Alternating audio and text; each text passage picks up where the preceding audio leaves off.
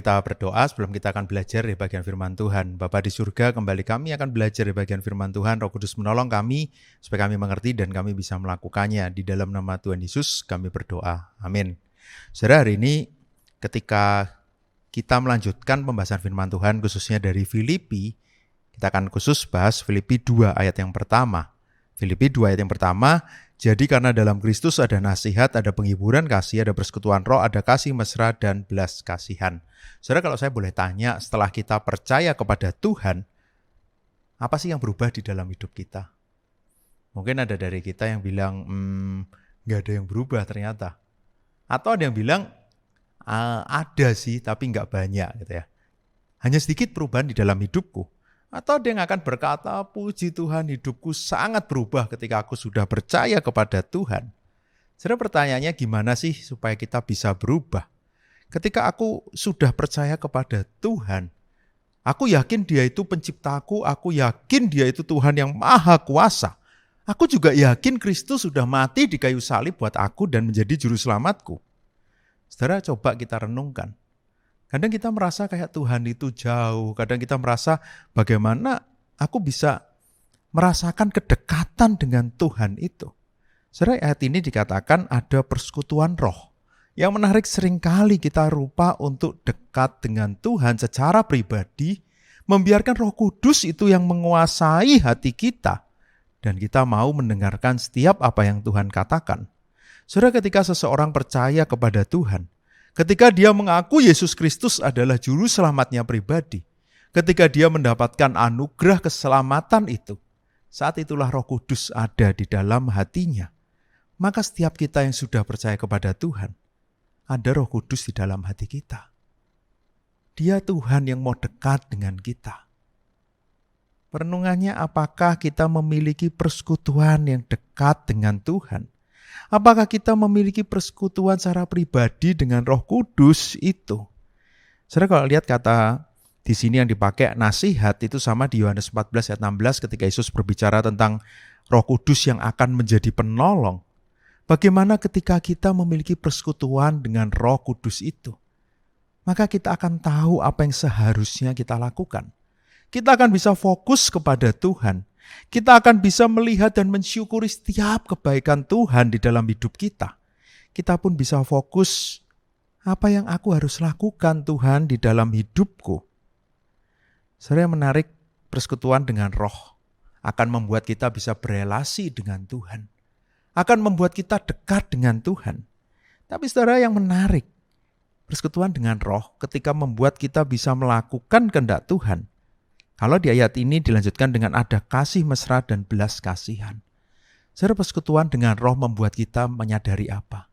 Belas kasihan Tuhan itu. Kasih Tuhan itu sudah dinyatakan hari lepas hari di dalam hidup kita. Ketika kita sudah melihat itu, semakin kita bersekutu dekat dengan Tuhan, semakin kita membiarkan Roh Kudus yang menguasai hidup kita, maka kita akan terbuka hati kita. Belas kasihan Tuhan yang memampukan aku hidup hari demi hari.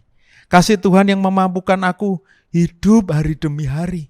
Semua hanya karena anugerah Tuhan itu.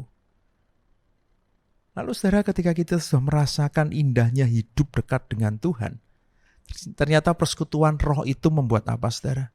Akan mengubahkan aspek hidup kita, bukan hanya aku dengan Tuhan, tapi akan membuat kita berubah juga di dalam relasi kita dengan sesama. Karena apa? Ketika kita berelasi dekat dengan Tuhan, tentu ada buah roh. Dan ketika buah roh itu ada di dalam diri kita, tentu orang akan bisa melihat ada yang berbeda dengan hidup kita. Ketika kita mau dekat dengan Tuhan, membiarkan Roh Kudus itu bekerja, ada karunia roh yang kita punya, yang akan membuat kita bisa taat untuk melayani Tuhan di dalam tubuh Kristus. Karena itu saudara, hari ini saya berikan judul persekutuan dengan Roh Kudus di dalam segala aspek kehidupan.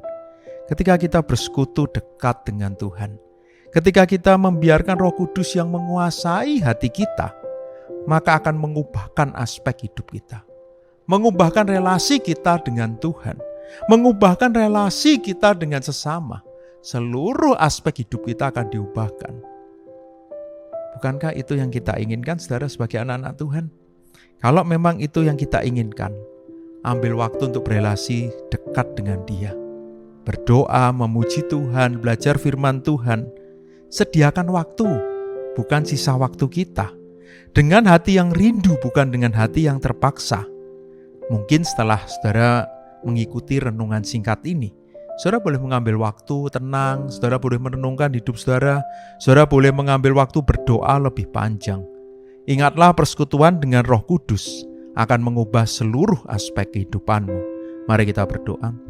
Bapa di surga, kami bersyukur, inilah kami, orang-orang yang sudah Kau tebus, dan Roh Kudus telah Kau berikan.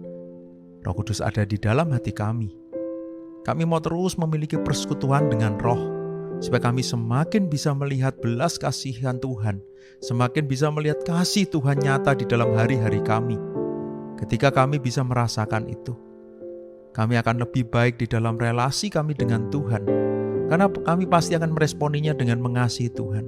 Dan ketika kami bisa melihat itu, kami pun akan bisa mengasihi sesama dan berbelas kasih kepada sesama kami. Karena itu Tuhan, persekutuan dengan Roh akan mengubahkan seluruh aspek hidup kami. Kami tidak mau menjadi orang Kristen yang asal-asalan hidupnya, tapi kami mau Engkau memperbarui hidup kami. Di dalam nama Tuhan Yesus kami berdoa. Amin.